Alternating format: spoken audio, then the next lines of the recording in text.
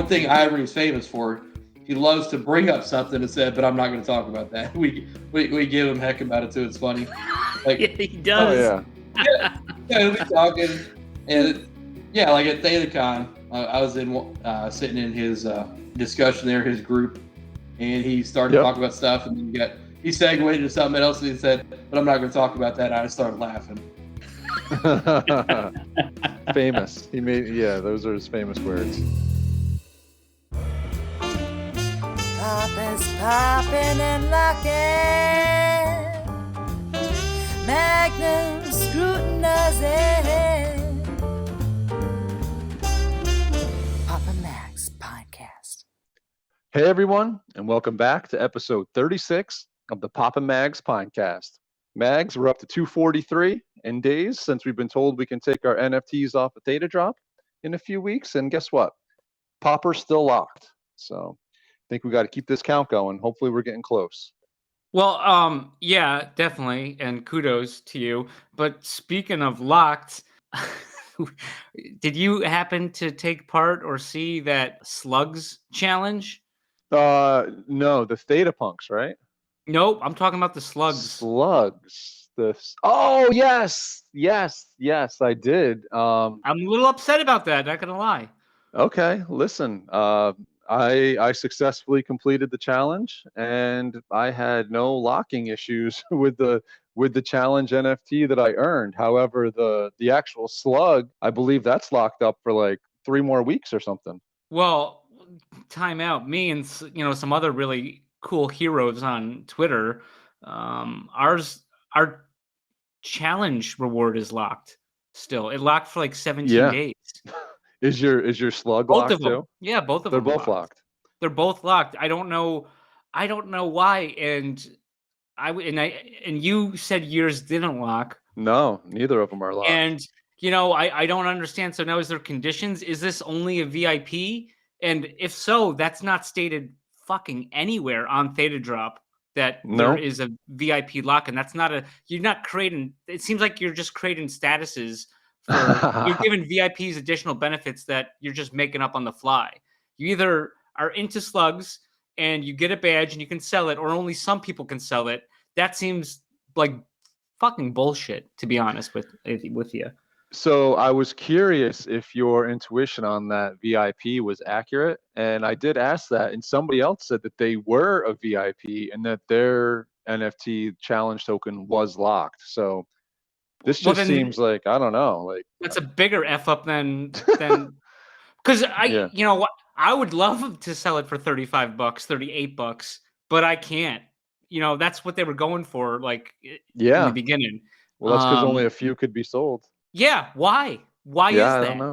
I don't know. I think the slugs need to provide some answers to that. I don't know that it's the slugs. I'm guessing it's probably Thetadrop related. And it seems like they're having a bit of a difficulty here with challenges lately, because now the opposite is true with this current Theta Punks Unchained challenge. Did you see that one? Yeah, you sent me the screenshot, but please, dude, tell everyone. I mean, well, first of all, I see the challenge posted because Doc posts in Discord. So I went on there, and I didn't happen to have one that you needed. So I just, whatever. I missed the boat on that one. Right. But then all of a sudden, I'm looking at Marketplace. I'm like, man, this same Unchained is being sold back and forth for $1. And so I go into each of the accounts, and each of the accounts minted the challenge token. So it's like they didn't lock this thing at all. So now you got one NFT that must have been sold a dozen times for $1, just passing around the whole community, and everyone's getting a mint except for me and you. It's like that high flyer coin. It's similar to that, yeah. Similar to it, yeah. Yep. So I mean, whatever it is, like, it's just, it's watering down the value of it, right? I mean, if this thing, if there was, I don't even know, I feel like the punks that you needed to redeem this thing were kind of rare, but now it's just, if you're going to just be able to pass the same one around, like, I don't know, it's another issue. Yeah, and it kind of reminds me of the Katy Perry drop, the first one, where I got mine, and that's back when they had that archaic system where you had a window to buy it, right? On the drop, correct? Which you had a window. So on the Katy Perry drop, I know because we were texting, I got mine before you. Okay. And so back then you could instantly sell it, but it had to be minted in your account. Oh, yeah. So I bought mine before yours, and you were worrying about, I think, getting one. Then you got one, and it it basically immediately minted, and you sold it for like a crazy price off the rip. Listen, it seems like a lot of stuff going in your favor on Thetadrop, not mine. And now I'm blaming the slugs, and it's probably Thetadrop's fault. So I would think so. Yeah, I mean, so I'm just going to issue an apology to the passaways. Yeah, no. Hey, listen, I don't see how it could be anything but Thetadrop's fault. They're in control of these challenges. They, and I don't understand how these issues are still happening either. But here we are. Oof. All right. So anyway, let's talk about some pines here. It seemed like it was a pretty quiet week. Not a whole lot of movement. There was some activity that we'll get into later, but we do have quite a bit of pine activity that happened. And the one thing I want to hit on that we missed last week was Red Theta coming through with a massive floor sweep, and really that floor price is now stuck. It's sticking around 200 now. It was down closer to 150 for a while. Yeah, I saw when he was sweeping, I saw stuff was getting picked up. So I tried to put some stuff on the floor. I saw he's paying Tfuel. He might have done both though. So I threw a couple things on the floor, and he didn't bite. So all right, well, there's a new floor, and the other kind of major activity that I don't know if anybody else has noticed is we got the SOCI, SOCI, and the JR trade shows going on, man. These guys are doing some work out there. It reminds me of when I used to play fantasy football, and it was like I was the kind of guy where I got my team, I'm making my moves off the waiver. If people are like looking to trade for me, it's like, I'm not really. It's because they want something that I got, and I'm not really interested in what they're pushing. But some of these guys must have been doing putting hours into these things. It was like a sap trade. Yeah. Oh yeah. Exactly. Oh sap. Yeah. And you get a few of those per week, and it's like he can't just be looking at mine and offering these trades to me. This guy must have a part-time everyone job. And anyone. Yeah.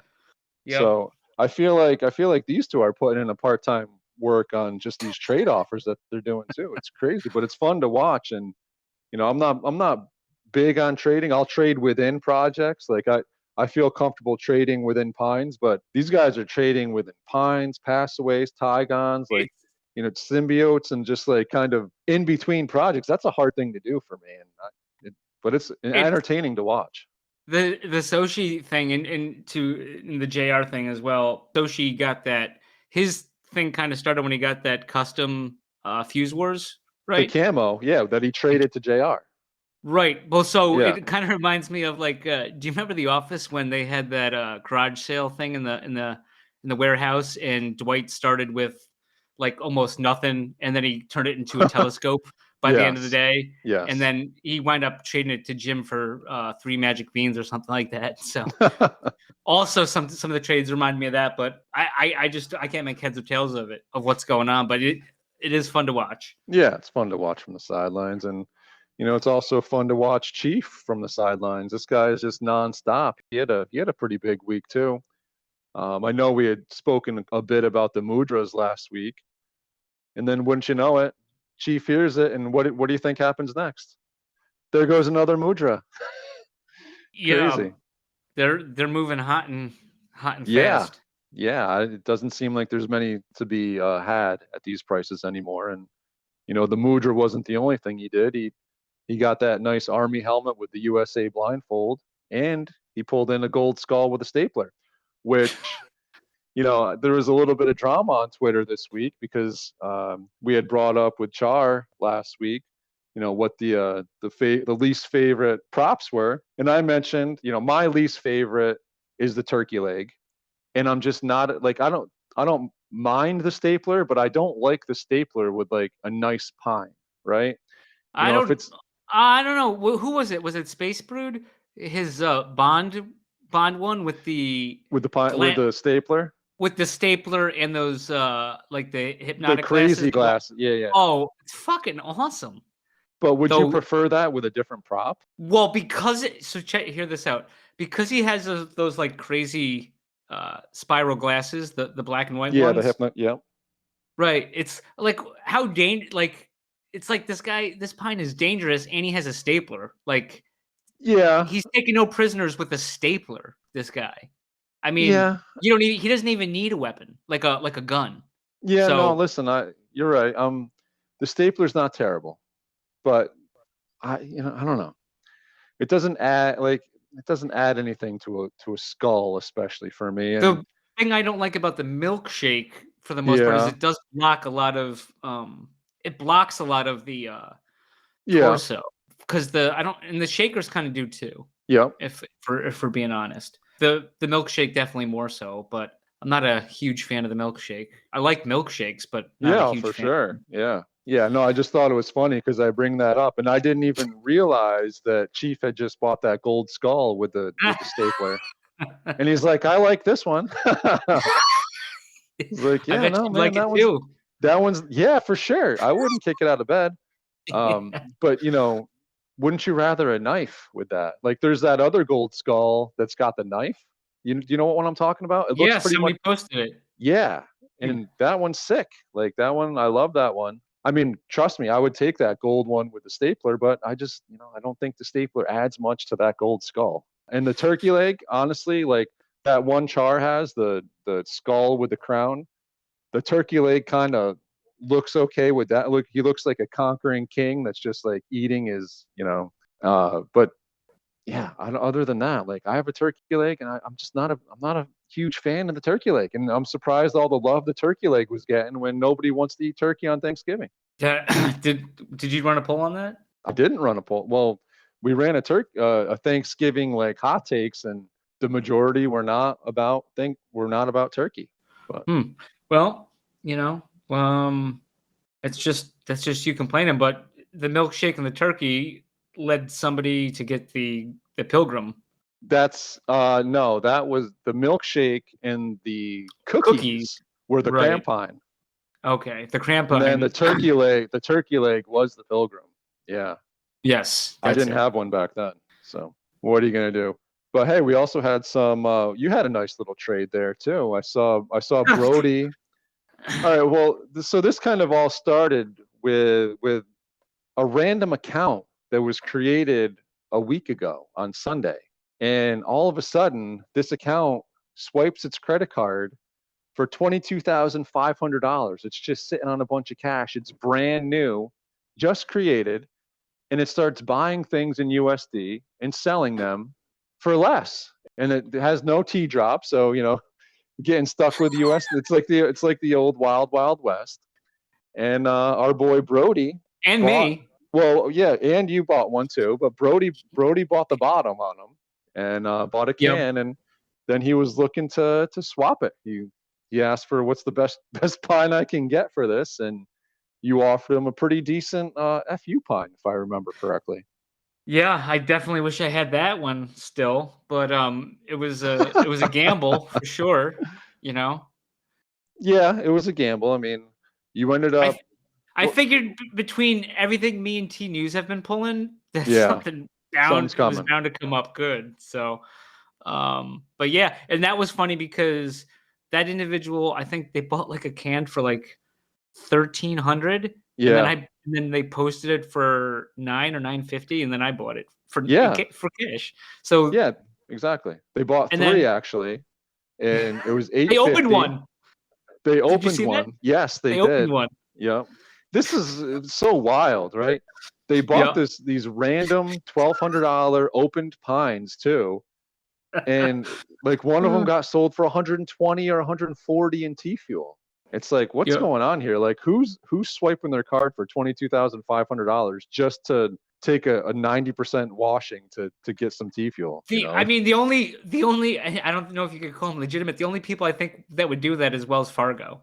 Sounds like something they would do. But. With your money, not with theirs. Right. Oh no. Yeah. Exactly. Right. Because they opened didn't they open all those accounts in people's names? Yeah. Shout out, not a proud sponsor. No, not a proud sponsor.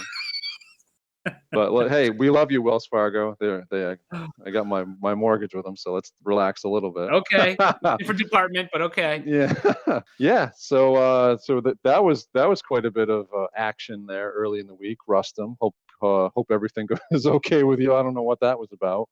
Right. But we got URP. Looked like he got the taste for pineapples again this week. And so yeah. Can I just tell you real quick? So yeah, please.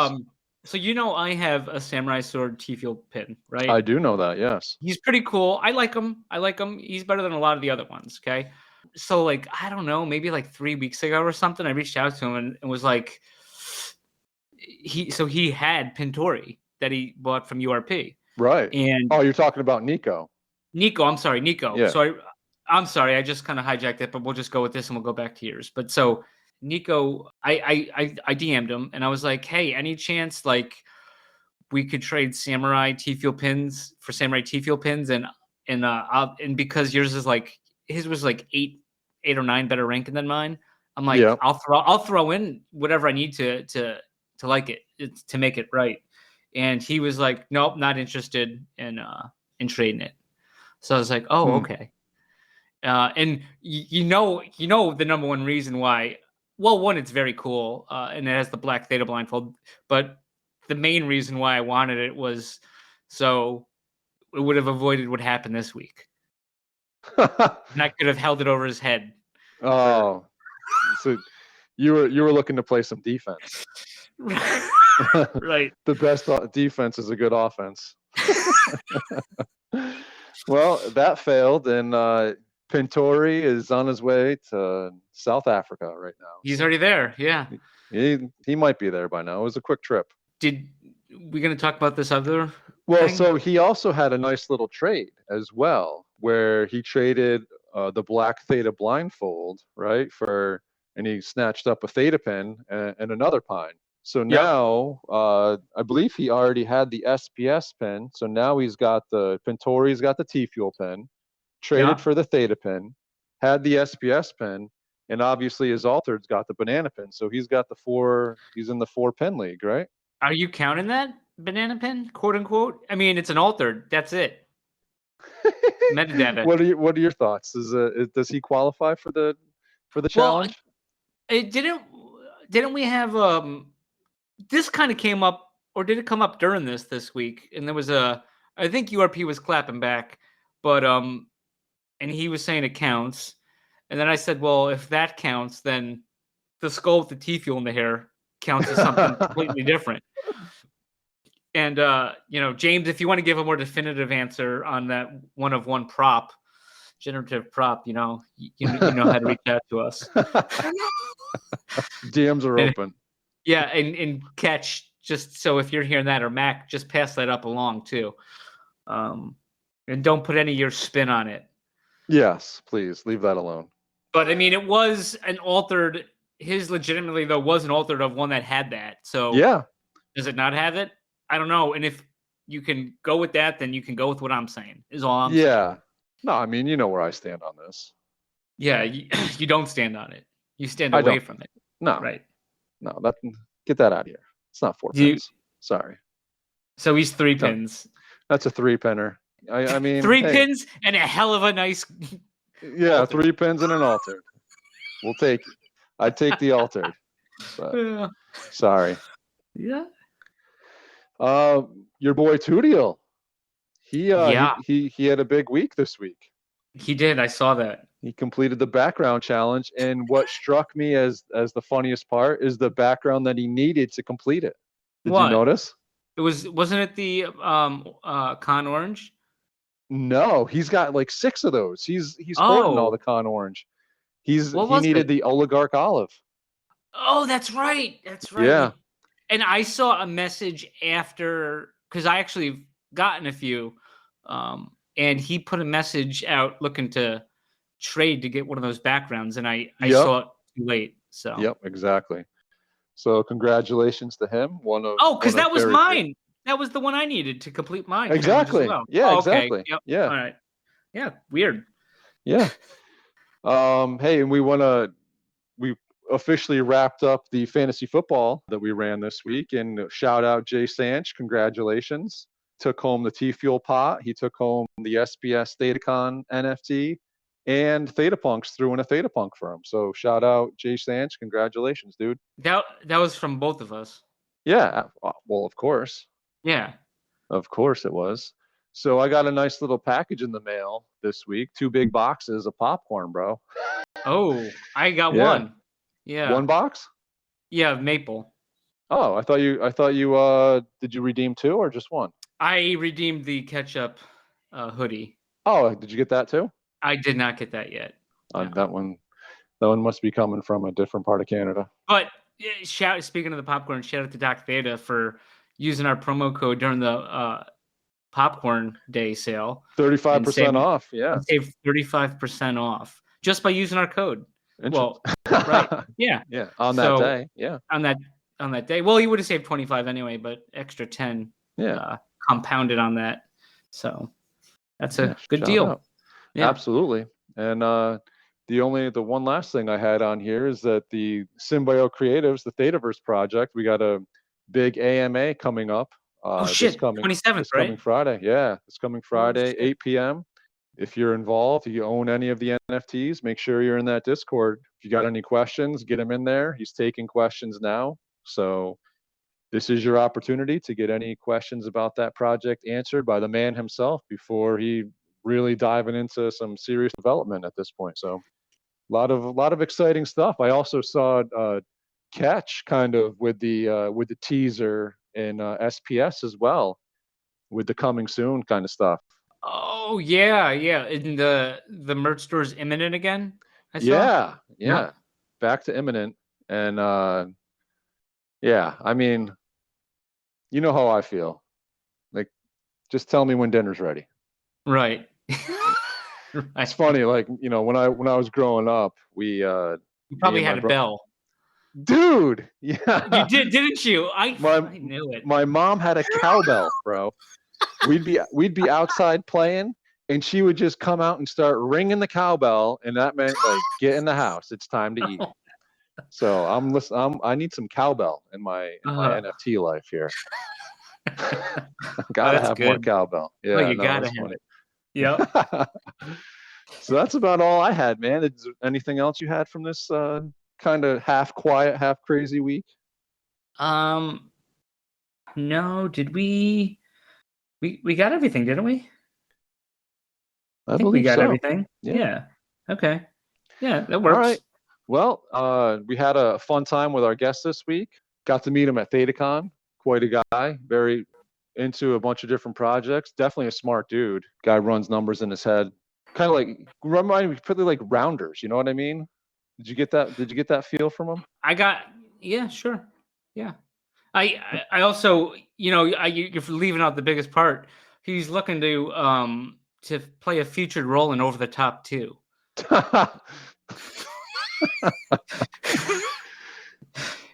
You got that right? Yeah. Okay. It was a good time. Good guy. A lot of interesting projects. Got some insight on Fuse Wars. Got to demo it. Insight onto GPool. And that interview's coming up next with the one and only Blaze, aka Will 2, aka Deez Nuts. After these messages. All right. I was waiting for that. I didn't know you were going to set me up to do the Deez Nuts. We had to get him in there. You got to get Deez Nuts in there.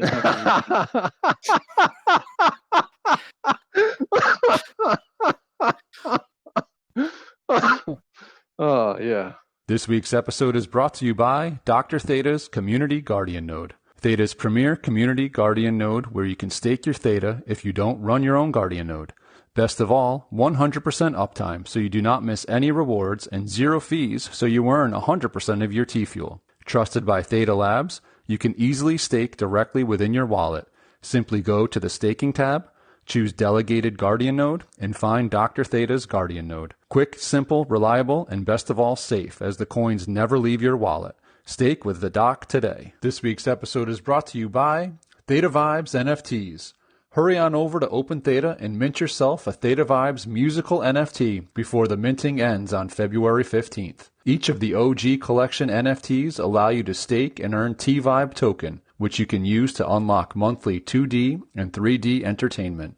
The OG NFTs include Dreamland, Guardian, Flying High, Gimme the Tfuel, Beam My Line, and Down With Me. So get on over to Open Theta and grab yourself an NFT that provides good vibes and T-Vibe today. Papa Max, yeah.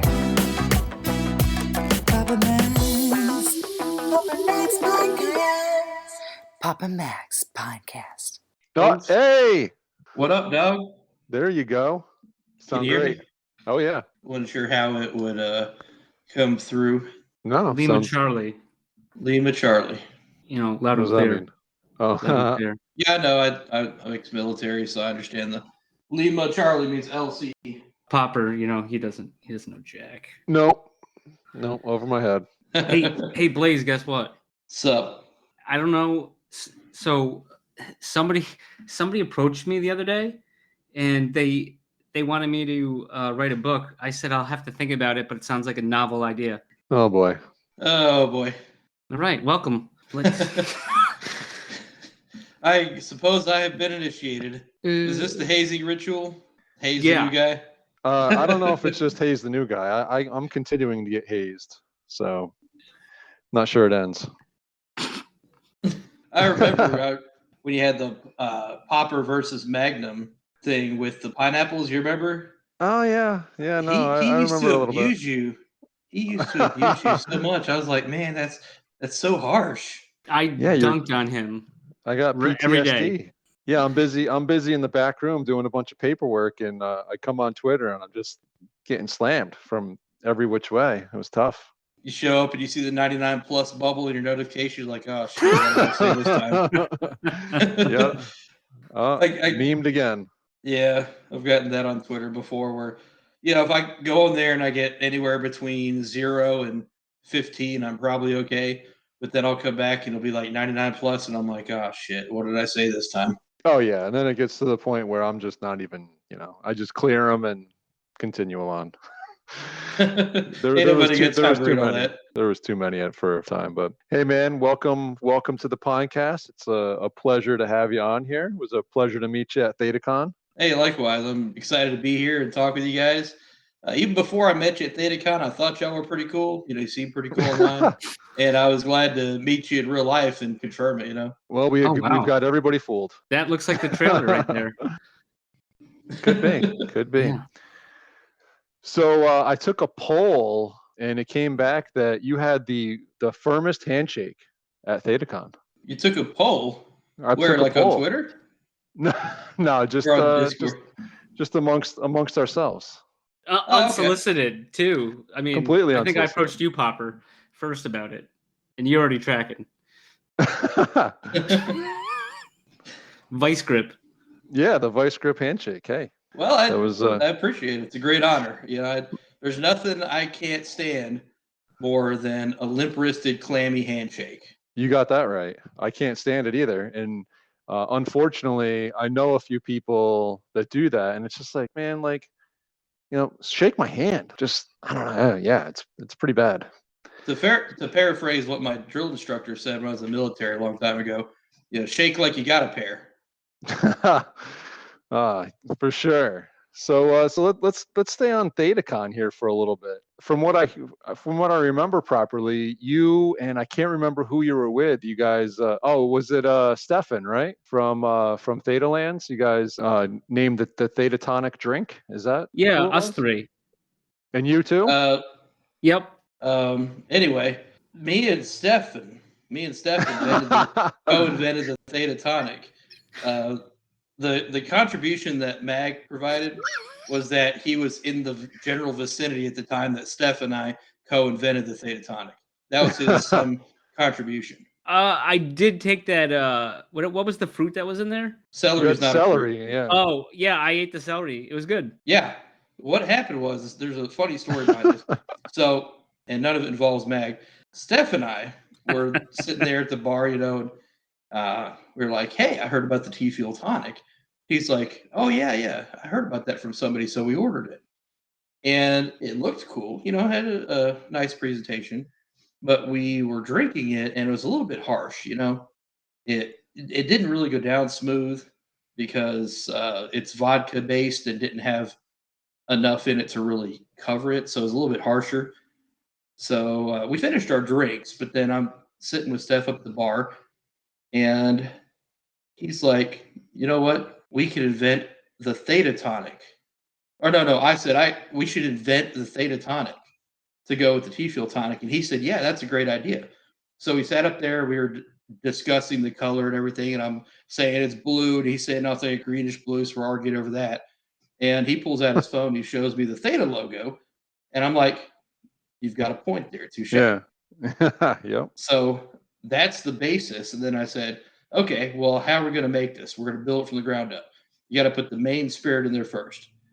And I said, well, the Tfuel tonic is vodka. And besides the fact that we can't just copy the Tfuel tonic, we want something that's going to be a little bit smoother. And I say, it's got to be gin. And Steph says, yes. And he said, okay, now what do we do for the color? And I said, well, it obviously has got to be like a blue-green. So we wanted to do Ablaze or Hypnotic, which are like those blue, sort of like candy liqueurs that sorority girls drink, Okay, yep. But they got good flavor and they add color. And they didn't have either of those at the bar, but she had blue curacao. So we added that. And then I said, there's got to be something else to give it that greenish tint. And I immediately thought of pineapple juice. Oh, nice. Yeah, so I had been a long time fan of the pineapples. Through the highs and lows, I've always admired the project, and I love pineapple juice. So it's a good homage to the Secret Pineapple Society at the same time. And I said, we got to garnish it with something. How about a stick of celery? Because you can stir your drink with it, and every bar's got it anyway because they're making Bloody Marys.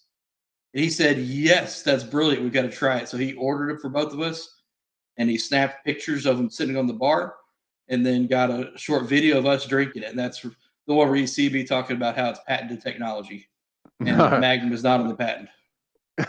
He was in the background, though. He was in the background. What did you think about it, Mag? How did you like it?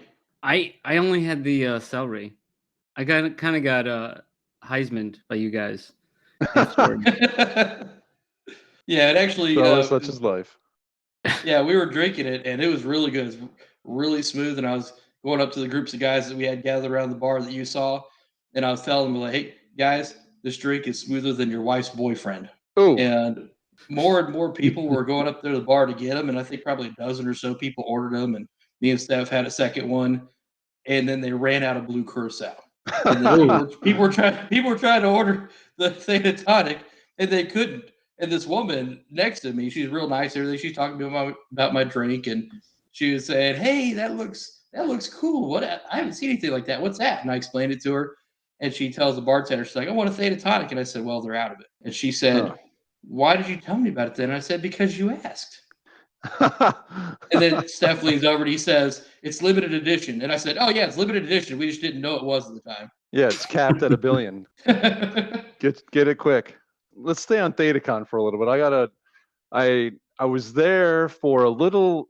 There wasn't much controversy at all that whole weekend, but I was kind of there for a little controversy that involved you and General Dole. Do you know what I'm talking about? Controversy? Well, I mean, maybe not. Dole.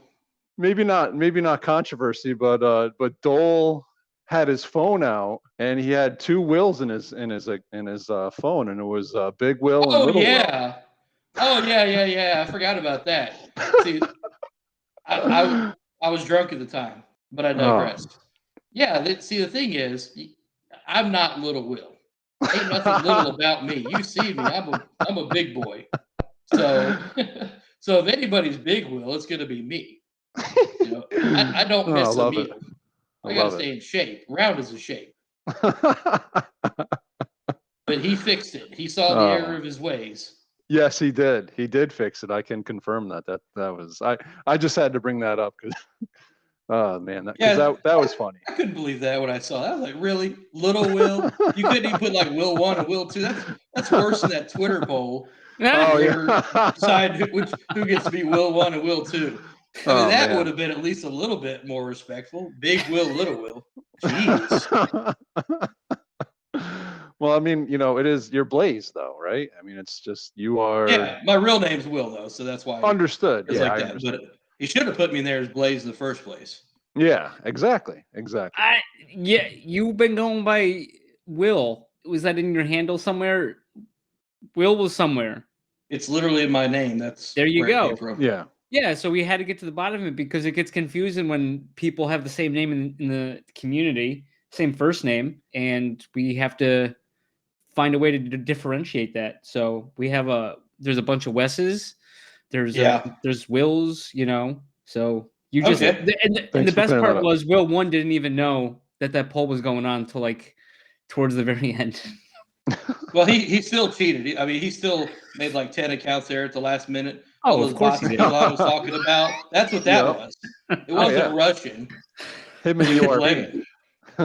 Yeah, Will Lever. That's what it was. Yep. So the other thing I had, the other thing I had from ThetaCon was you got to play some poker, right? With some of the guys late at night, dude. So I heard that you were like calling out all the percentages on the hand. Like as soon as people went all in, you're just calling out percentages of like every single hand. So how long have you been playing poker? Oh God. Longer than I've been legally allowed to. So a few years. Actually, yeah, I turned 40 last December. So I actually started playing poker when I was a kid. I used to play against the other kids in the neighborhood, and we would bet things like baseball cards, Pokemon cards, pocket knives, like the old silver coins, like before 1964. Yeah.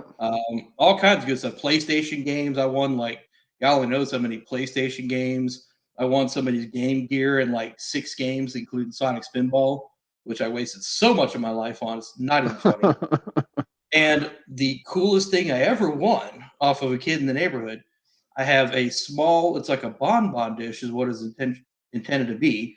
And it's sterling silver. And I want to say it's about 5 1/4 to 5.5 inches across and about 1 inch to 1.5 inches tall. And I recently found out it's from like 1914 from Western & Co. Whoa. Because I finally my parents actually found it in the house from when I moved out from when I joined the military. And they didn't know that it was mine or what it was. And I was talking to them on the phone just one day a few months ago, like, man, I missed that silver bowl that I had. She's like, I don't know if you ever had a silver bowl. I'm like, no, I did. It's real silver. It says sterling silver on the bottom. And I won it in a poker game that I wasn't supposed to be playing. And she's like, can you describe it? So I did. She's like, oh, I think I know where it's at. And apparently my niece, who lives there, lives nearby and visits, was playing with it. She's real little and she used it for Play-Doh. So she brought it back to me, though. It's not really super valuable, but it's a super memento, Yeah, definitely. Yeah, and it's sterling silver, so it does have some value, obviously. Yeah, so I've been playing poker for like 25, 26 years. So, is it you were a poker pro for a little while, or is that true? Yes. I was actually a straight up gambling, professional gambler. Not just poker, but including poker. Now, that doesn't mean that I played high stakes and made $1 million professional. Just means that that's your living. Right, like right. You pay your rent. Because I don't want the listeners to get confused. I wasn't on TV playing for $1 million, but I would go to the local casino and hustle people for a few grand on a weekend. Hey, it's work though. Still, I mean, what were your games of choice? The only poker game that's not casino backed that I played that I really like is No Limit Texas Hold'em, and I typically play 1-2, 1-3, or occasionally I'll splash around in 2-5. It's super low limit, so you get all the fish and all the the businessmen and tourists that come into town for the weekend for conventions or whatever. Yeah. And then I also did a lot of sports betting, like NFL, a little bit of baseball, NBA, and a couple of my favorite casino games were blackjack and Pai Gow poker. And Pai Gow poker is not the same as regular poker; it just has the poker ranking. Is that five cards still? Uh, The Pai Gow? Pai Gow poker, the way they do it, everybody gets 7 cards, and you make a 5-card poker hand and All a right. 2-card poker hand, and That's the right. 2-card Okay. hand has to be lower than the 5-card hand. Right, Now, and you have to beat the dealer on both of them, right? to win, you have to beat Yeah. the dealer on both. Now, if you win one and lose one, you don't lose the hand, though. It's a push, and you still keep your money. Yeah. You only actually lose if you lose both your low card hand of theirs and your high hand of theirs. But if either one of those individual hands exactly copies the dealer wins that individual hand. It's called a copy. Gotcha. But if you win the other one, you still don't lose. So it's a lot of fun. So, I mean, you seem like a really big on math guy. Like, is that a game that is advantageous to the player at all? Well, let's put it this way. It's not the absolute best game in the house, but one of the rules in that game is that every alternate hand, if you want to, you're allowed to bank, which means basically you take over the dealer spot for that hand. Now, if there's other players at the table, that means you're also covering their bets. But for that hand, you're also playing against them. And whenever you are the banker, you win those copies. So if you've got the ace king up top, which is reasonably common, and the other players have an ace king or lower on top, you're going to win on the low hand, much more often by winning those copies. Gotcha. But you got to cover everybody else's bet, and a lot of times the other players don't like it. They think it's unlucky. It's like, dude, either the dealer's going to beat you or I'm going to beat you, because they rotate it where they start dealing the hands from, so you get the exact hand the dealer would have had. So their hand changes based on the shifting position, but the hand that you get, your banking, is literally the exact same one the dealer gets. So if the dealer, like if they're playing, they alternate 2 decks and they play it. So let's say they got a black deck and a red deck. If every time the red deck is in the shuffler, the dealer kills the table with a full house or something, then I bank on that deck, and 80 to 90% of the time it keeps getting big hands for a while, and I clean up on it. So that brings the house advantage down to where it's manageable, maybe 1% ish. But there is another thing that added on to it for me. The game is very complicated. And up until recently, they didn't have any computers telling them how to set the hand. So they had a sheet that they would follow, and they have to set it a certain way based on what their hand is. The dealer does. Yes, right. Exactly. It's called the house way. Yep. And so for example, if the dealer gets a high pair and a low pair in their hand and has at least an ace high besides that, they keep the high pair and low pair together and put the ace on top. Except if it's a pair of aces and another pair, they always split it, put the low pair to the 2-card hand on top. In certain situations, especially the ones that are more complicated, the dealer would play the hand erroneously, which would be in our favor. Now, of course, I didn't say anything because it's not my job to take care of the casino's money. For sure. However, if the dealer plays it erroneously and it's not in my favor, I can call it out, and the dealer is required to correct it. So, given the occasional dealer error, I believe the game was slightly in my favor. Okay. I won a bunch of money off of it in the long run is all I can say. I'm either really lucky or I had an edge. Yeah, no, I mean, it sounds like you knew what you were doing. So that's, more than half the battle for sure. All right. Yeah, I was going to say there's one other minor thing. There's certain ways to beat the dealer to play the hands better than the dealer with the same cards. But the dealer, since the casino legally has to have a sheet with every situation on it to go by, they can't just do it at will. No pun intended. That's what I'm talking about. Yeah. So in certain situations, it's advantageous to play slightly differently based on the exact cards in your hand versus the ranking. Like if I've got an ace high Pai Gow, which means no pair, no straight, no flush, and my highest card's an ace, then depending on what your second and third highest cards are, normally you always play the second and third highest cards on your low hand so that you can try and salvage something and break even. Yep. However, if your second, third, and fourth cards are within a small range between queen and 9, usually you'll want to play your second and fourth on top and keep the third card behind the ace to protect it. For example, if my highest 4 cards on Pai Gow are ace, queen, 10, 9, I'm not going to play queen 10 on top. I'm going to play queen 9 on top and keep the 10 behind to protect my pie guy. Because if the dealer gets an ace high pie guy, which is my only chance of salvaging anything, they're almost never going to have a 10 on their big hand because they're required to play their top 2 below that ace on top. Gotcha. And that queen 9 versus the queen 10, the only difference that would make for me to lose if the dealer has exactly queen 9 on their high hand, which is extremely uncommon versus me needing it in the bottom. Interesting. All right. Yeah. You definitely, I mean, I never knew you could do the bank thing for Pai Gow. I think I've played that a few times, but never Same. banked. Yeah. That's cool. If I'm ever back again, I'll check it out. I haven't been in a while. I noticed recently, I think that you may have the all-time highest sale in Tfuel history. Is that an accurate statement? I don't think it's the all-time highest, but it's like the top 3 or 4. Might be second highest. Wow. In terms of Tfuel only, not in dollar amount. Right. Yeah. Yeah, but, I sold I had one of the GPool T-bill 3 times multipliers.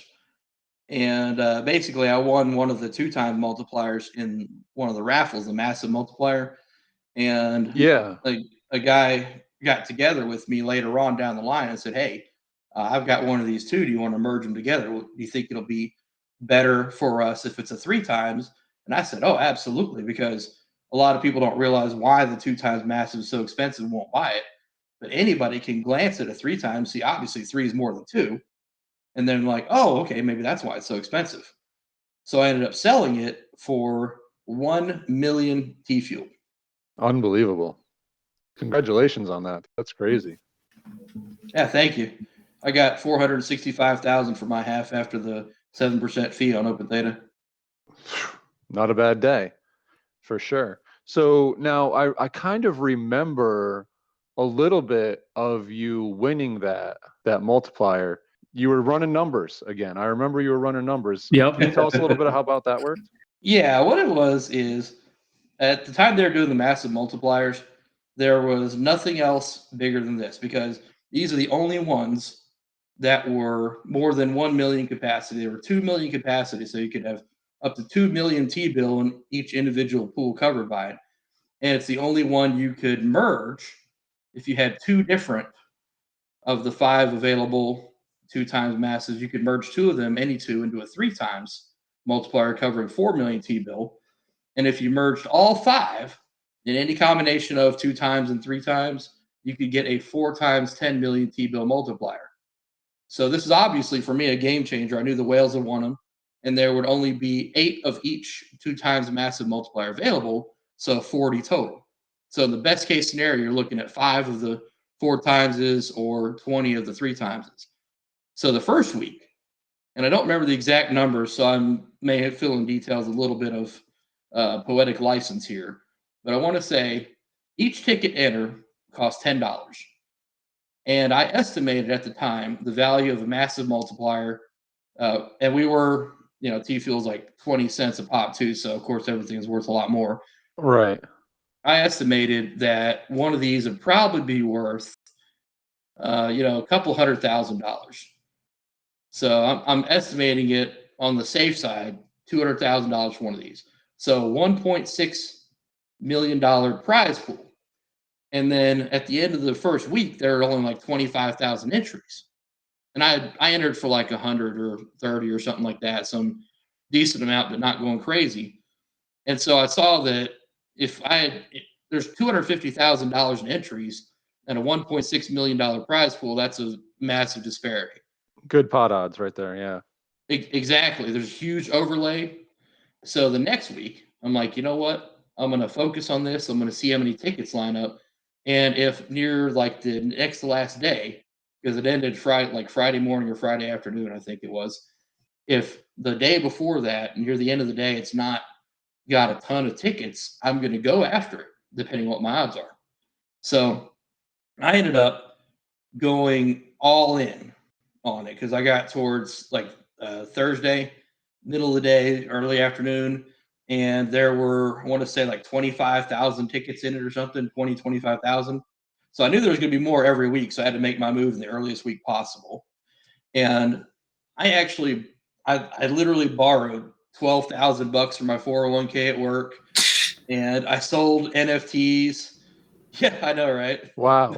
My VP of HR, she was like, "Are you sure you want to borrow $12,000? That was like the maximum I could borrow out of it."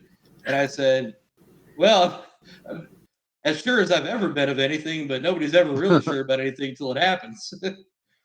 So I did that, and I sold off almost all my other liquid NFTs, and every Tfuel had every dollar to my name, basically, except I had like maybe $20 in my bank account, $30 in my bank account, or whatever. And I bought 7,351 tickets, I think it was. Wow. $73,510, something like that. But 60% of the money goes to charity, so that was a good thing. And I calculated my odds depending on how many more tickets would get sold. So I did the math in advance before I started buying. So I estimated, if this many tickets are sold, I'll have a 80% chance of winning at least one. And you can win more than one. So if I have good odds of winning even one, then it's an obvious go, because I can win two, maybe three. It worked out that there were like 35,000 something tickets, if I'm not mistaken, that were sold in the end. But I remember that my odds of winning as of the moment of the drawing, at least one, was about 70%. Wow. That's pretty good odds, because the law of large numbers. There's 8 of them for grabs. So basically, the only way I could lose is if all 8 of them missed my massive block of tickets. And did you? I'm sorry if you said this already. Did you buy them throughout the day to get different blocks, or did you just buy on the same block? Well, I couldn't buy in one block. The max you could do is 80, but I just sit there and just kept buy. Right. Hit my ledger, buy, confirm, buy. Oh my God, it took so long. I was like, oh my God. So I bought them all in one stretch. And the crazy part, and I ended up winning one, obviously. I was extremely close to winning 2. If one of the tickets missed me on the front end by less than 80 tickets, like 75 away. Oh, so I know if I'd started earlier, I know the numbers drawn would have been changed. But it's nice to think about. If I'd started one block earlier, then I would have won 2. So now, if you hadn't hit one, like, what you bought, is it worthless? Like, I don't even understand. I never even really spent too much time digging into T-bill, to be honest, or GPool. So I'm just kind of curious, what these raffle tickets, were they just for this one-time thing? Well, they were only raffle tickets for that one drawing, but every single raffle ticket from every raffle could be redeemed into a 1.25 times multiplier. Okay. That covered 100 T-bill, and you could merge them, so you can make like a 500, 1,000, a 5,000, 10,000. Of course, a 1.25 is a low multiplier when there's 1.5s and 2x's widely available. But even at it being less valuable, you could recoup some of your money. And at the end of it, I finally sold them all. It took me God knows how many months to sell them all. And having to merge and list each one, wouldn't wish that on my worst enemy. You spent some time. Yeah, I did. I was able to recoup about $10,000 though. So nice. Over your investment. Well, 10,000 from that, but I actually got another bonus. Something else had happened before I merged at 3x. I didn't go into this detail, but after I won that 2x massive multiplier, I think it was about a week later, because they had just drawn the Michelle White dove. Because I won the second week, so I won the alien-like one. And about a week later, after the next drawing, a guy DMs me on Discord, and he says, "Hey, are you interested in trading your alien-like for Michelle White dove one?" And I laughed at him, and I said, "No, that's not going to help me at all, but it's going to help you." So he's like, "Well, I'll give you $1,000." And I laughed at him again. I said, "Give me $10,000 and we'll talk." So he said, I'll think about it. And he comes back to me a few hours later and says, "I'll give you $7,500 in Tfuel." And I said, "All right, let's do it." And we ended up getting a middleman. Yeah. Well, because like I was saying, you can merge these, but you can't merge 2 of the same one. And I knew this guy had just won 2 of the Michelle White doves. I knew it, because you can see on the blockchain, how many people Yeah. many go to a certain wallet. And I'm like, the only reason this guy's wanting to trade is because he needs a different one. And I got him over a barrel because there's only a few of them that even exist because the other weeks haven't even come out yet. And I can almost name my price, so to speak. So we got a middleman in one of the GPool admins that works there, and I handed him the massive, and then the other guy sent me his massive, and I confirmed it, and he sent me the Tfuel, and then the guy gave him that 2x. So yeah, I got like $17,500 on top of that multiplier. Man, congratulations on that. Thank you. Huge fucking balls. You hear that, Dole? Change his name to Huge Balls. So while we're on the subject, can I just ask you, what is your opinion, being so involved with it, of GPool and Tfuel? I like it. I love the concept. It's something unique on Theta. You know, I'm not aware of any other major liquidity pools. I know that you have Volt Swap and you've got certain other things being traded, and I'm not really up on all those. So just take it with a grain of salt.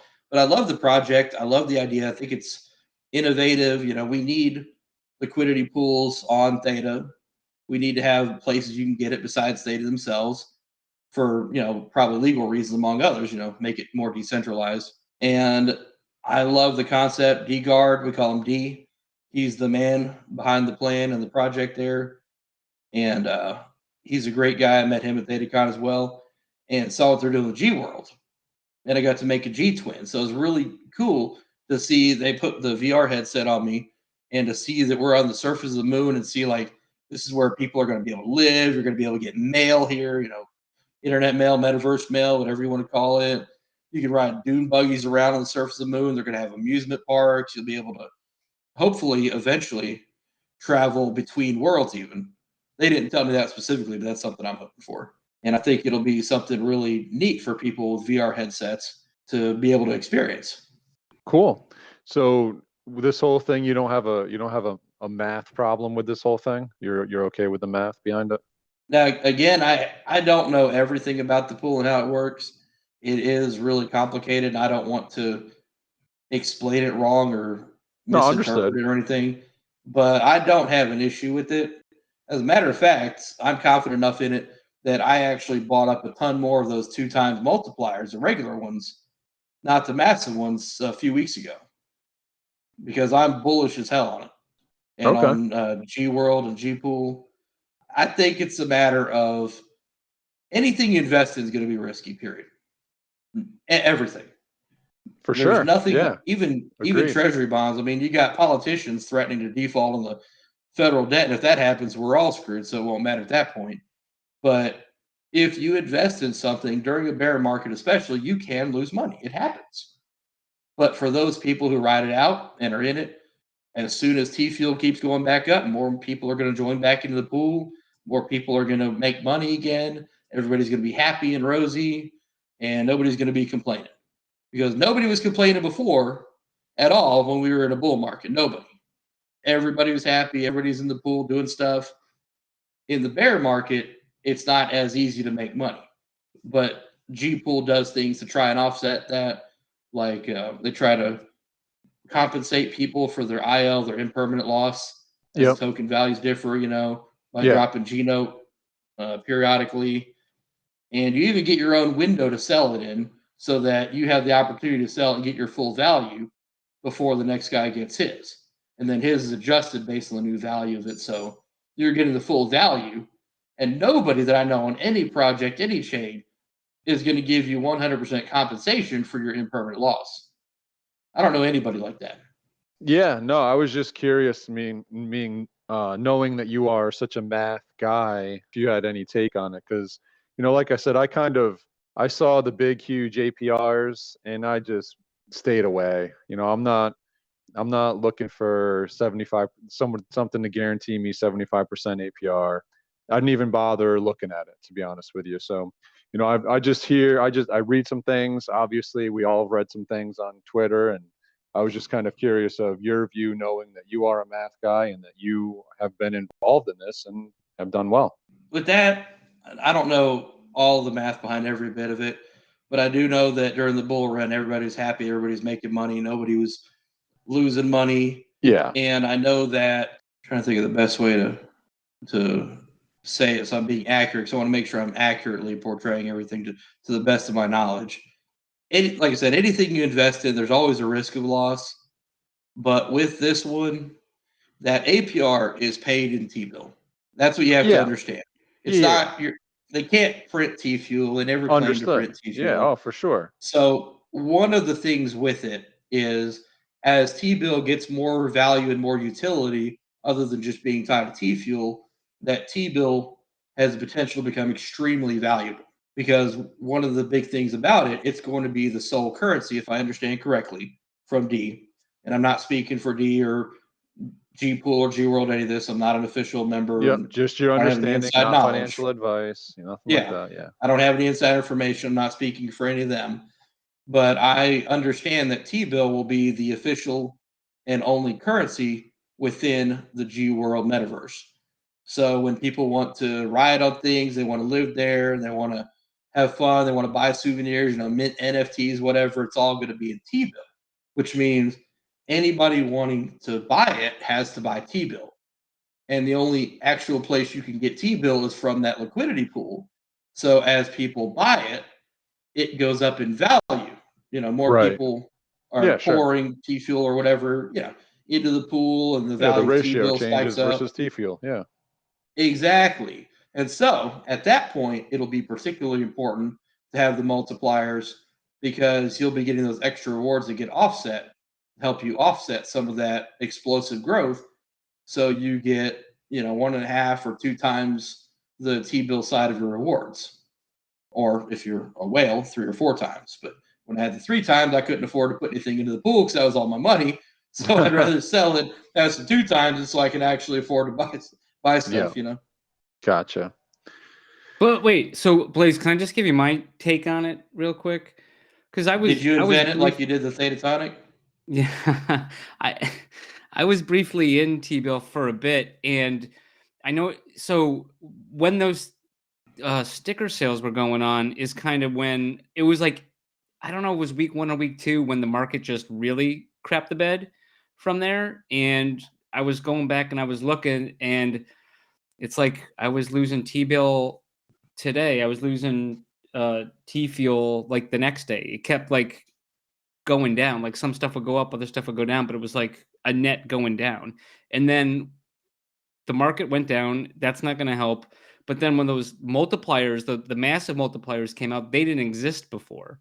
So I'm sure it's good if you have a massive multiplier when there's only if there's so much Tfuel in the account, like overall for everyone that's in there. And now the people with the massive multipliers are getting a higher percentage of those rewards. So it's going to cut into everyone else.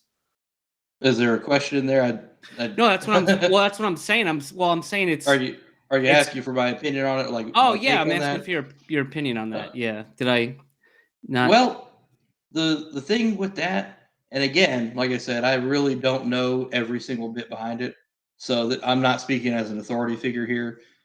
DGuard has presented in the past that the massive multipliers don't have a significant deleterious effect on the pool. And I trust him at his word, but he's done some studies on that just to make sure it wouldn't be a really big problem, not a massive problem, no pun intended. And they don't seem to pose a serious threat to the pool. It's negligible at best. The big thing with the stuff going down is that T-bill rebases. Unlike most coins with T-bill, like let's say Tfuel, for example.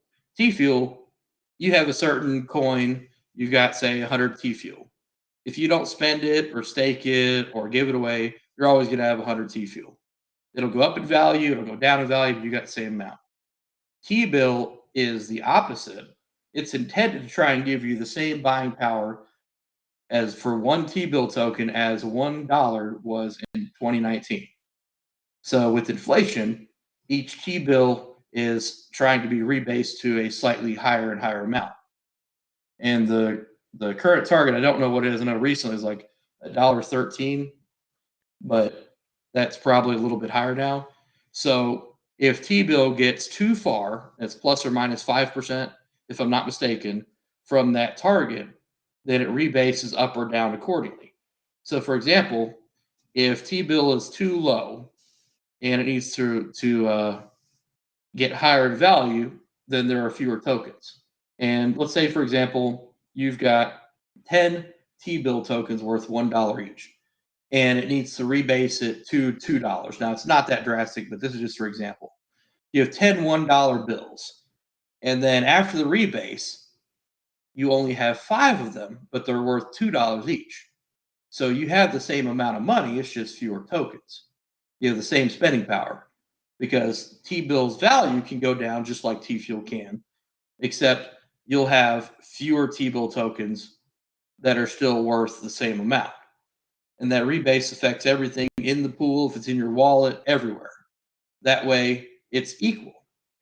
Now, on the bright side, when T-bill goes up, and it has done this before, it'll have a positive rebase where it'll basically explode and multiply in your wallet. So if you have 5 T-bill tokens worth $2 and the rebase target's $1, then after the rebase, you're going to have 10 T-bill tokens, but they're only going to be worth $1 each. So then at that point, if T-bill continues to go up, T-fuel continues to go up, then each of those 10 tokens can now eventually be worth $2, and boom, you get another rebase. So there's a lot involved with that, and I don't know 100% of it. That's my understanding. Gotcha. Yeah, it's very confusing stuff for sure, unless you sit down and really go through it. Yeah. Well, thank you for your insight on that. Do you have another question about that, Max? No, I was just going to say moving on. Yeah. Moving on. So let's talk pines a little bit. This is a pine cast, and I know that you at least used to be. I'm not sure if you still have any, but you were a big pine guy there for a while with the Duke, right? And a few others. Yes, I was. I don't currently have any pines, Okay. but that's not a lack of faith in the project or, James or anything like that. Yeah, I love the project. Pines are adorable. They're so cute. I love that they're on Theta. And yeah, they're great. Now, there's a few different things that came into play, and one of them being the bear market, and one of them being I needed to get money for a massive multiplier so I could make a crap ton of money in a much shorter time frame in terms of Tfuel. And so the Duke Pine Walker, I love it to death. It's awesome. He was a really good one. Yeah, for sure. And I ended up selling him at a loss in terms of dollars, but not Tfuel. I profited in terms of Tfuel tokens, which to me is the ultimate goal, to get more Tfuel tokens. And once Tfuel moons, it's how many tokens you got, not when you bought them. So if I get an extra 10% Tfuel tokens, I've made a big profit. So he was a big chunk of my investment portfolio, and I needed to liquidate some capital. So I had to pass him on to the loving hands of Brian Macer, aka the gentleman who helped found ThetaCon. Well, I didn't know it was lost. The gentleman behind the lady that founded it. Oh, okay. Well, I thought it was Brian. So. Oh no, it was definitely Amy. No, Amy did all the work. But that's what I'm saying. Yeah, but she didn't. Okay, so Brian had the idea. She just did the work. Brian had the idea, and then Amy did everything else. Basically. I'm not throwing anybody under the bus. We love you, Brian. Absolutely. Love giving you a hard time too. Hey, he's a cool guy. I met him there too. He's absolutely awesome. Yeah, for sure. And they did a fantastic job, but we'll get on that later, I'm sure. But for the pineapples, then I had some other lesser value ones left, and the artifacts. And I got all the artifacts except for one for basically free. So that's like thousands of dollars. So because I already had the Duke, and so I was able to use him to get a free tetrahedron. Yep. And I needed capital. I am not a wealthy man. Someday I hope to be. I've been having to make big moves with what I've got to work with because you play the cards you're dealt, and I'm trying to get it to where I'll be wealthy someday. So I've had to move capital around, flip NFTs, and ended up selling my last few pineapples just because I had something else in mind. I do plan to come back. I absolutely plan to get it, but I'm just taking a detour. Yeah. Hey, no worries. I was Shift just in curious. focus. Yeah. So a lot of the customs are really cool, but very few of them were ones that I would be interested in for the kind of money it would take to acquire them. For example, Rambo is really awesome, but I'm not paying $100,000 for it, or $50,000. Just fact check though, it actually was bought for $30,000 for whatever reason. Thetadrop list like inversed that with one of the other auction ones. Yeah, I think it was Predator Pine, right? Right. Yeah. No, the guy on the secondary market, the guy selling it afterward. Well, he's selling it for $10,000 right now, but the sale when you look at it on Thetadrop is wrong. It says 100,000, but it was really 30,000, and then vice versa with the Predator one. But that's just making a mistake. I don't believe that. Yeah, it can't be. That'd never happen. That'd be like forgetting to renew your domain name. Oh, too soon. Yee. It's never too soon to renew your domain name. He didn't mean that's that. Just a PSA. West One. Actually, I don't know if you heard it, but NEC introduced me to West One, and he said, "This is Magnum. He wants to know why you hate him." And he goes, "Who is he?" Oh my God, roasted, dude! You're not even on his radar to hate you. That's terrible. So just to continue that fake rivalry. That's crazy. But he may not know who I am, but I know who he is. Hey, Popper. Popper, did you call the police because he got murdered in one word? Oof. Yeah, and the chief of police was the one that did it. So yeah, we gotta cover that shit up. No one to call. There was nowhere to run. The chief of the payroll. I had to run over to the Playtato area as quick as I could because it just was not comfortable at all. 2 back steps, turn and run. So hey, speaking of big time moves, I know you are definitely a move maker. You are. I think this is the Is this the second time, Mags, that we've had 3 Dragon Primes on the show together? Baller, Blaze. Yeah, I think that's it. Wasn't another? Well, have you had Theta News on here? Yeah, we had Theta News. Yeah, Theta News. Yep. I knew there was another.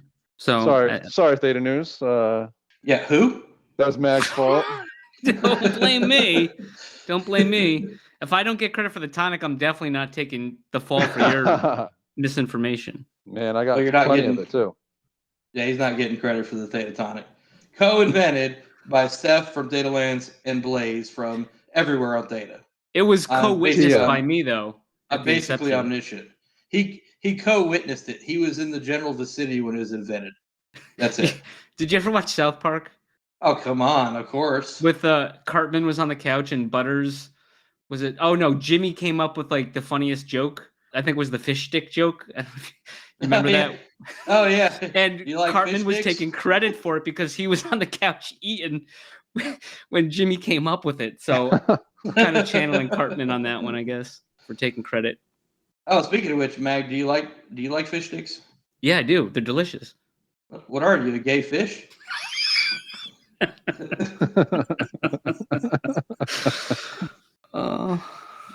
go. Into that one.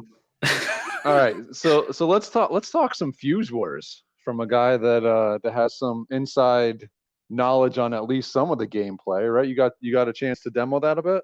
Yeah, I've got beta access. I've been beta testing it and signed an NDA, but there's plenty that I can talk about. So let's talk about what you can talk about. Well, ask me some questions. Set me up for it. All right. What are you specifically looking to know? Because it's a big subject. Yeah. So when you're playing, what kind of game does it remind you of? Oh, Unreal Tournament, no doubt. It is the feel of it. Now, it's not a copycat of Unreal Tournament, but the feel of it, the mechanics, just like the movement, it's not exactly the same. It's got some slight differences like recoil and the crosshair things, but it's got a run and gun feel to it, just like Unreal Tournament. So if you played Unreal Tournament, you like that, and you want to play a game with that kind of feel, but updated, move sets, being able to do like the dash, updated weapons that, we're going to have all kinds of badass weapons. It's going to be awesome. Ridiculous characters.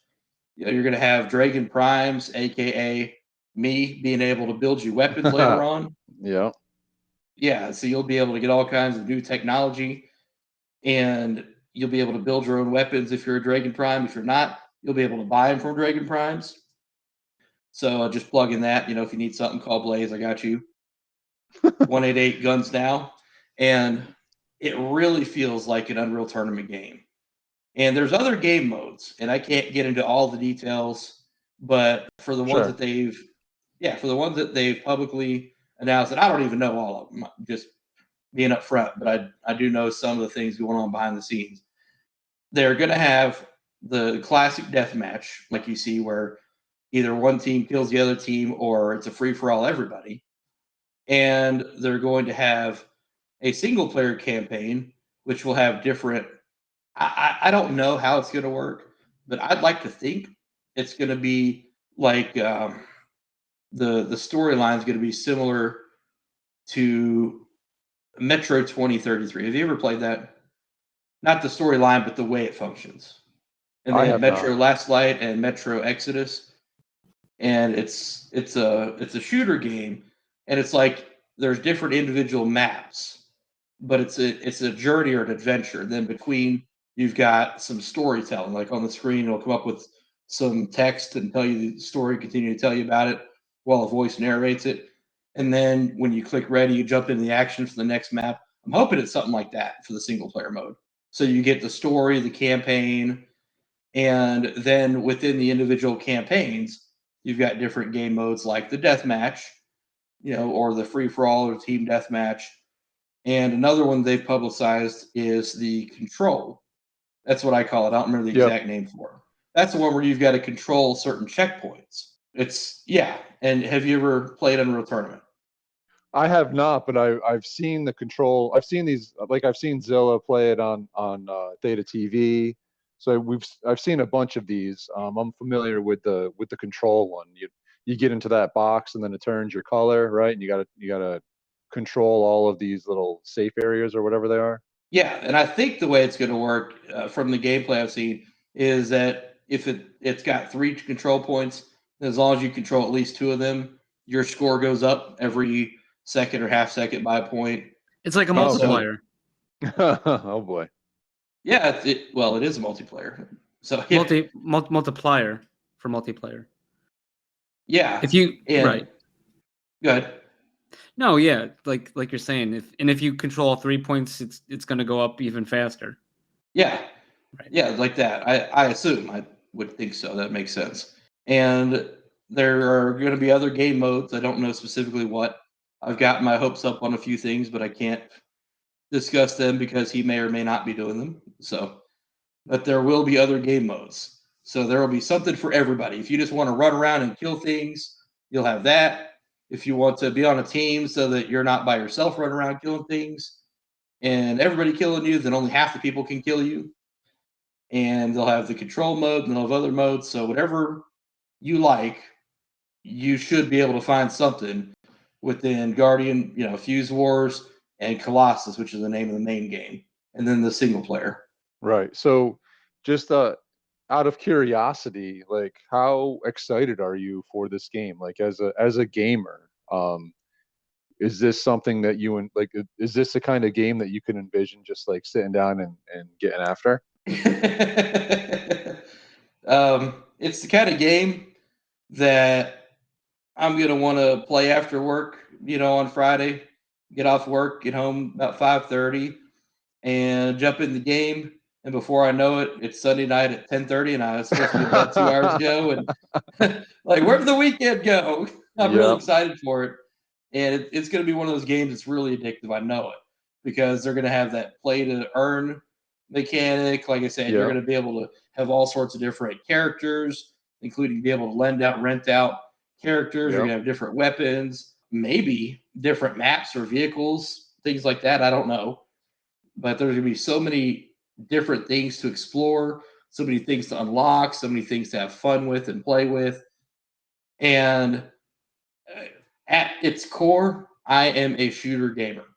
That is my number one favorite game. Those run and gun games like that, like Unreal Tournament, love it.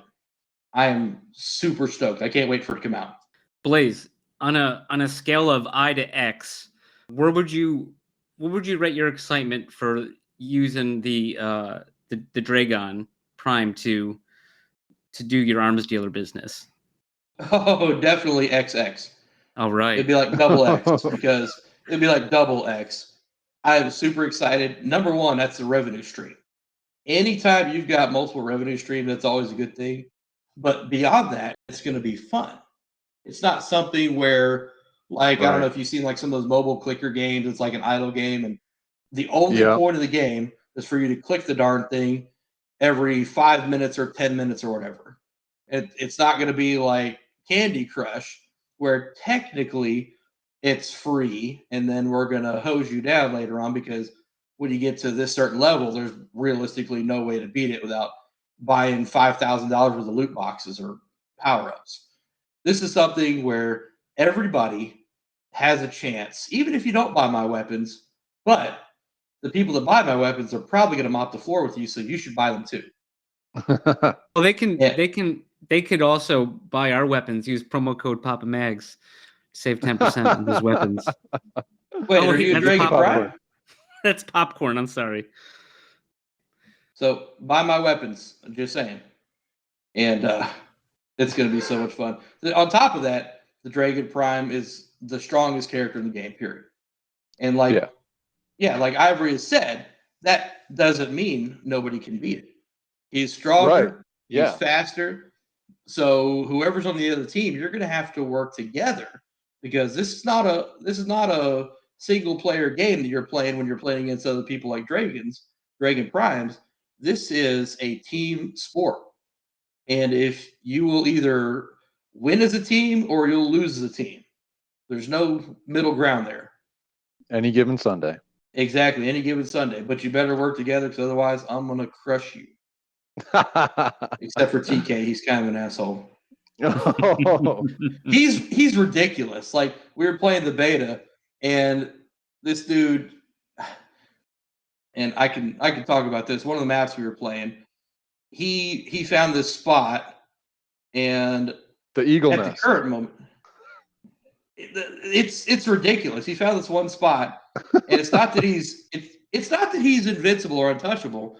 It's that at the moment, because we're all brand new to the game anyway, we weren't as adept at the different map because there is a way to flank him from where he's at, but he's just firing down this narrow hallway with a rail gun and basically hitting people 70% of the time.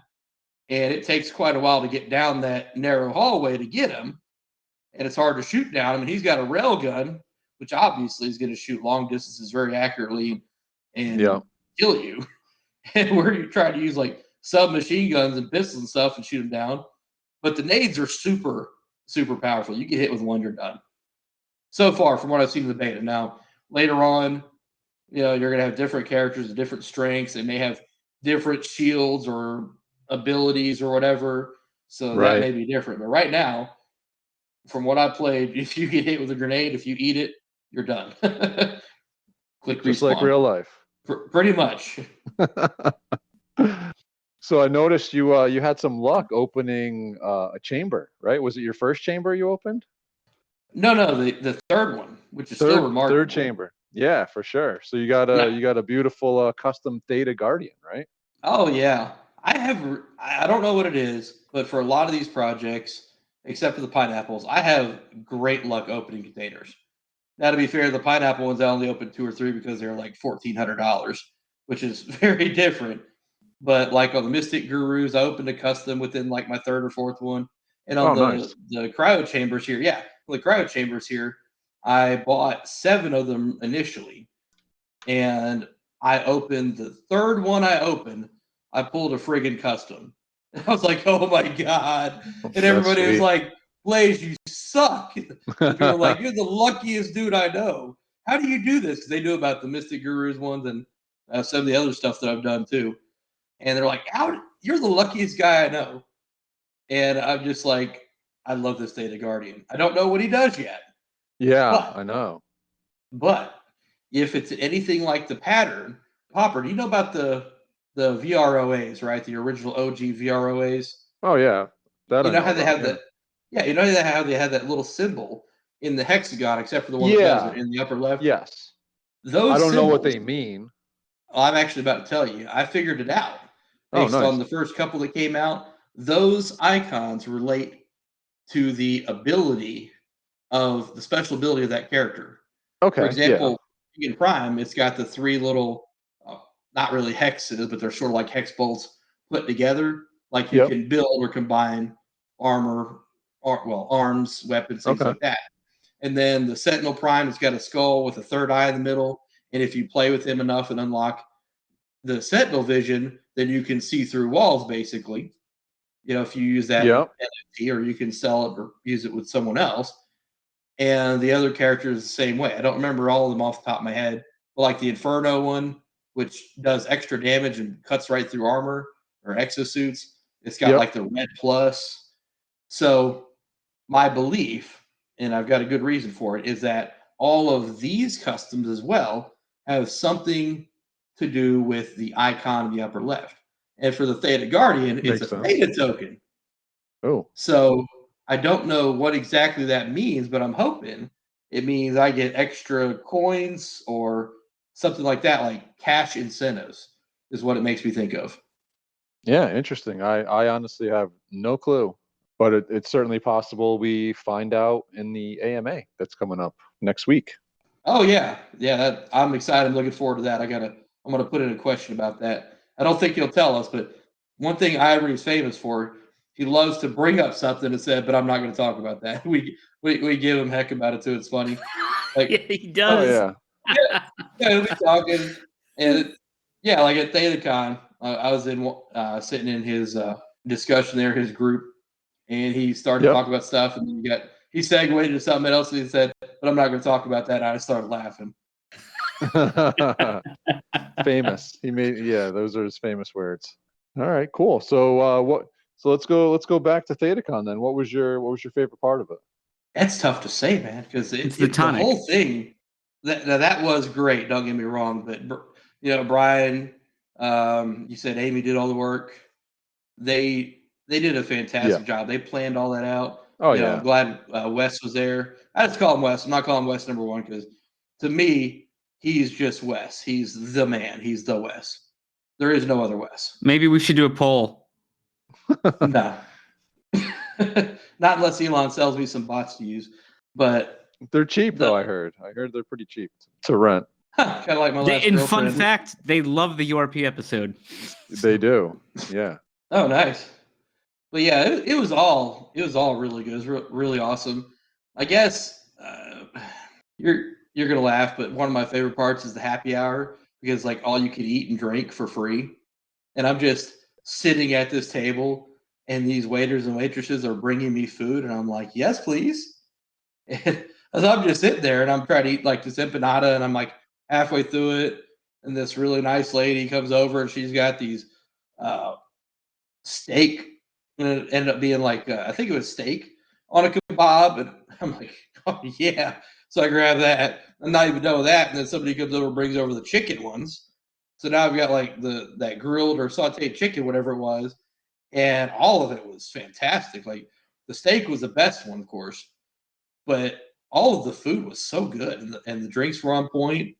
I mean, they really outdid themselves in that first one. They've set a high bar for ThetaCon this year. So Max, how does that make you feel? So I've been upset about leaving early, and actually, this is also high on my list of upsettedness. I second that. And I don't think me and Popper, Confirmed Popper, we didn't get to take part in any of the freaking happy hours, so we missed out big time on that. So yep. You seem not very happy about that, Mag. No, I mean you got missed out on the happy hours. Then you got Bones Nasty failed on the sides to go. I mean, it's just a disaster on the food side. So yeah, agreed. Yeah, we got put to work. We get there, weren't sure what was going on, and then Brian's like, "Oh, you guys are up 6. What was it? 6 o'clock, 7 o'clock? I forget what it was. 6. But yeah, 6 o'clock. So during the time of the happy hour, guess me and Meg's got to figure out where are we doing this? How are we doing this? Scrambling around. Is anybody going to show up? And right. It turned out great, but at the sacrifice of steak on a stick. So I'm not right. I'm not sure it was a good trade. I don't know. It was close. So. You miss all the happy hours you don't take. So you do. I've learned that. You do. 2 nights in a row we missed. So what are you gonna do? Well, that's a shame. Now the podcast is great. I mean, if you had to trade something in place of steak, the podcast is definitely one of the ones to trade. But it was really good steak. Yeah, we got to interview Andrea, so I guess take a win where we can get it. I ate so much of that stuff. I ate like 3 of the steak kebabs and 2 of the chicken ones and half the empanada. It was good, but not really my speed as much. Damn you, Blaze. I don't want to talk about this anymore. It's not fair. Speaking of that steak on a stick, I'm going to request we can get that this coming year so that y'all can partake of it because you would love it. So I'm going to ask delicious. Yeah, I'm going to ask you if they can do it again this year so that you can, y'all can get in on it. I'd go for one right for now. you guys. Yeah, appreciate that. That's nice of you. That's nice of you. Yeah, you got to look out for the crew. How many GPool did you drink that weekend? Oh my God.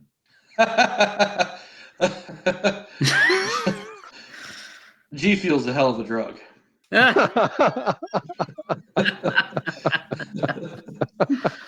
Let's just say, if I had one Tetris piece for every Tetris blast I drank that weekend, I could finish level 9. They were good. I liked it. They were good. They were good. Blaze, are you a coffee drinker? I'm a big coffee drinker, but like for energy drinks, I'm not normally big on them. Oh, not usually. Yeah, I'm big on both.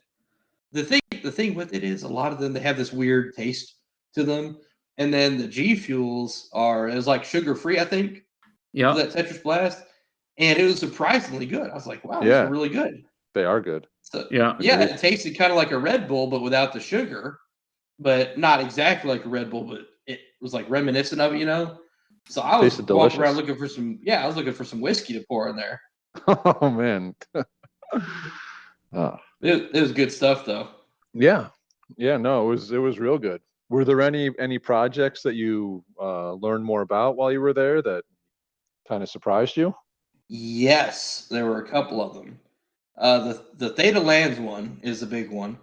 I honestly did not know much about it before I got down there. And I was walking around, and I did not, fair warning, I did not get to spend as much time checking out the booths and hanging out with the vendors and artists I would have liked, which I'm going to make up for next year.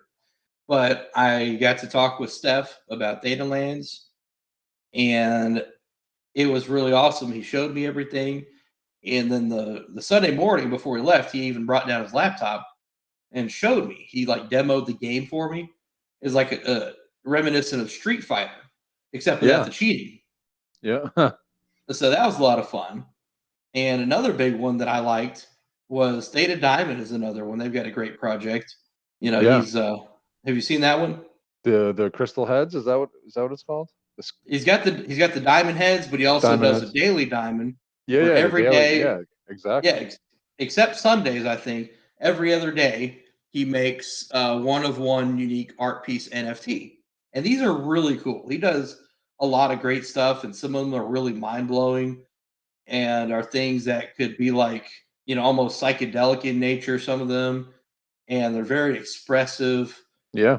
They're very vivid. It's not just like something bland that people are stamping out on some of the other NFT platforms, it's trying to grab money. He makes a lot of great stuff. And so that was another one I was glad to learn more about down there. Not as much I would have liked to end up learning even more when I got back here. But I spoke with him a little bit there about that very briefly. And another one, I got to talk with Mikey Two-Tone. Sure. Yeah. Yeah. And you know him, right?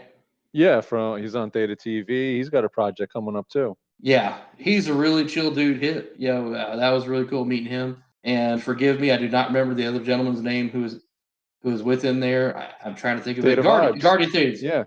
Yeah, Theta, Guardian of Theta Vibe. That's right. And both of them were really chill, really cool.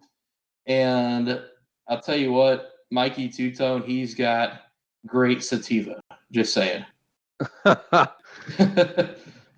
Is that like the sugar substitute you put in your coffee? Yes, it is, Mag. That's exactly it. That's what I thought. Just like the real thing. Hey, it was over in that area where Theta Vibes, Theta Diamond were. Did that thing ever come out with people taking the picture with the camera with the pineapple? Did anything ever happen with that?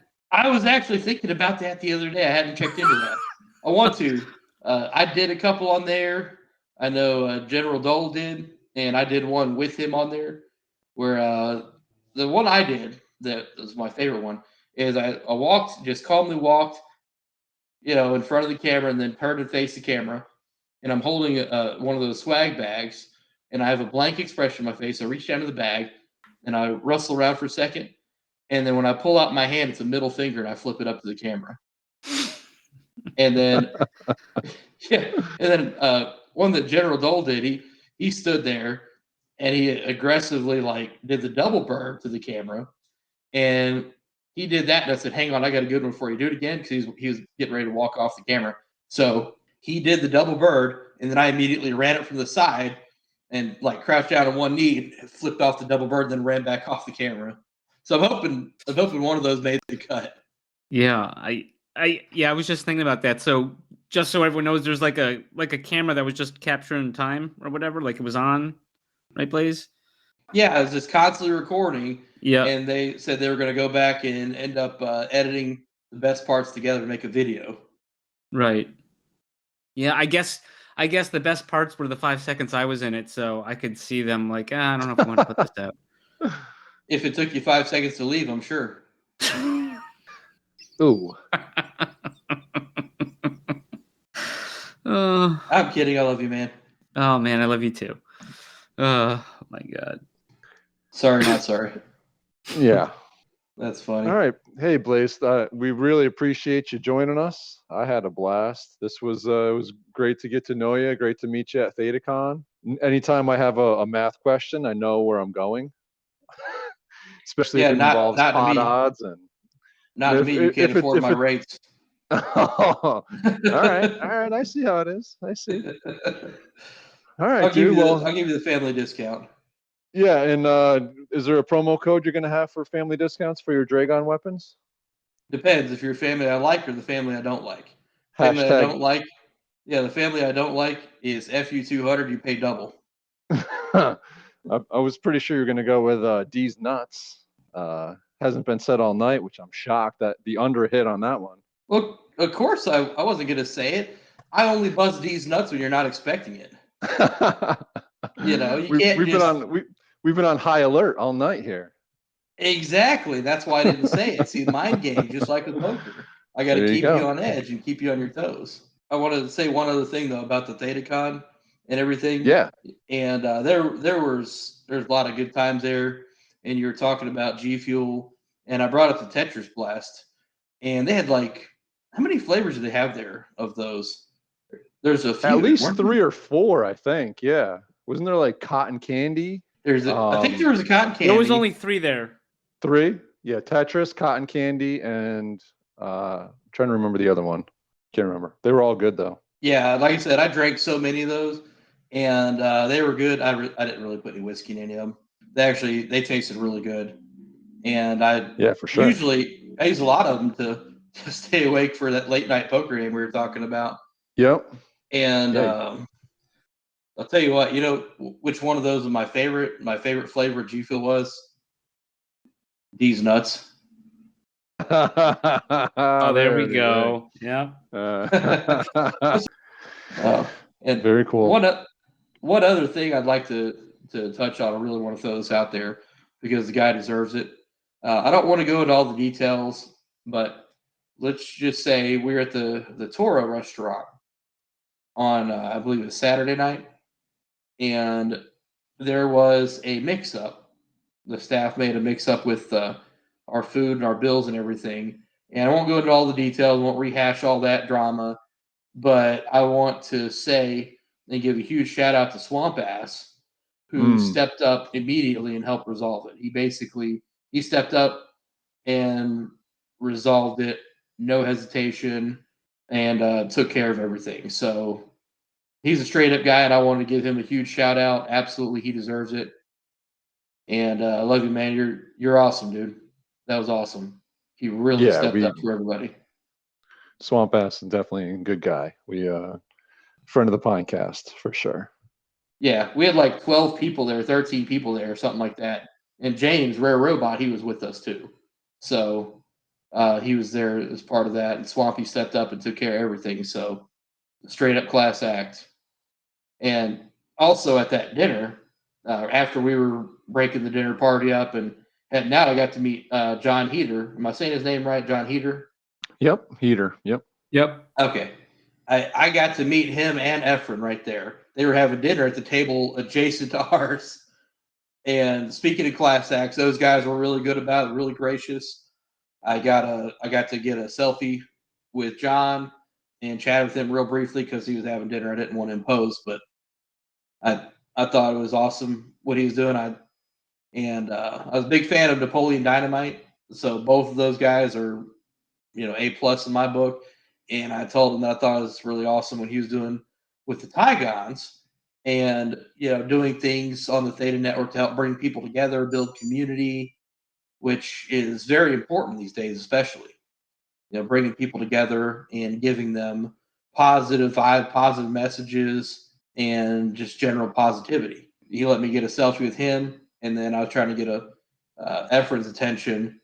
And John just leaned over real quick and got his attention for me and said that I want to get a selfie with him. So I also talked to him real briefly and got a selfie with him.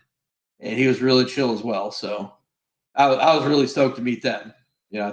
I thought that was awesome. Yeah, absolutely. They're down to earth, good people. It was refreshing, to be honest. I got to meet them as well. It was pretty cool.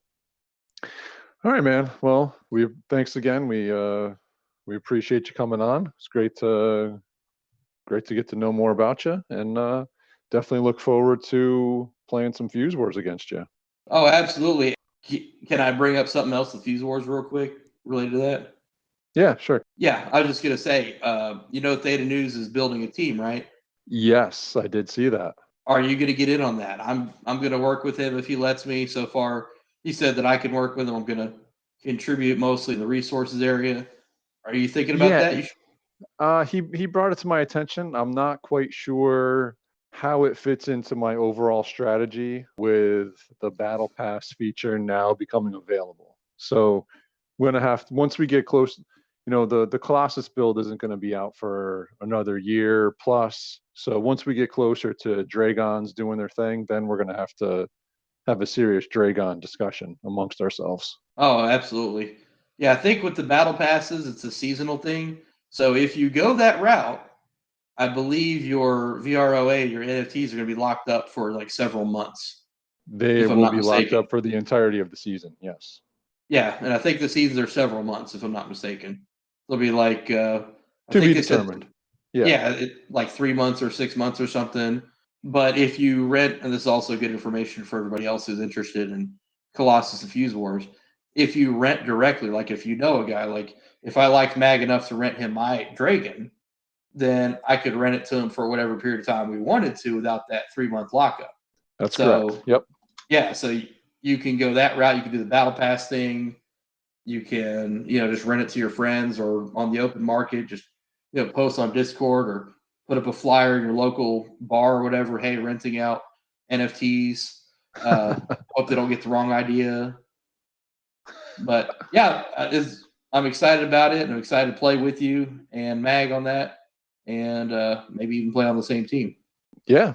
Can't wait. I'm gonna need some practice first. I'm ready, willing, and able.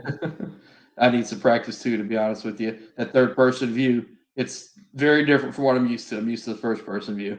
Yeah, I appreciate it, man. I enjoyed talking with you guys, meeting you guys there at ThetaCon, and thank you for having me on your podcast.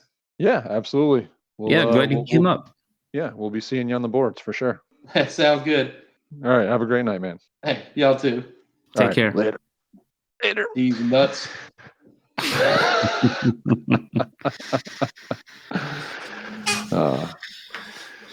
I saw what you were doing. What? You're over here opening pine cans. I traded, bro. I saw that. Yeah. Yeah, bad trade, but it was worth a shot. I mean, you probably broke even on it. What do you mean? What you traded? The pine that you traded for the pine that you got? Those aren't.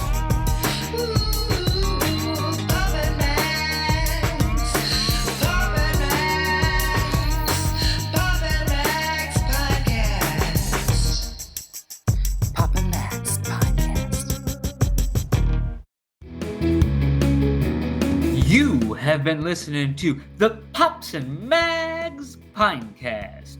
Music provided by Sushi Cat. Like what you hear? Send that cat a treat at feedthecat.theta. Pops and Mags is a scumbag hat production in association with Kyle's Hot Tub.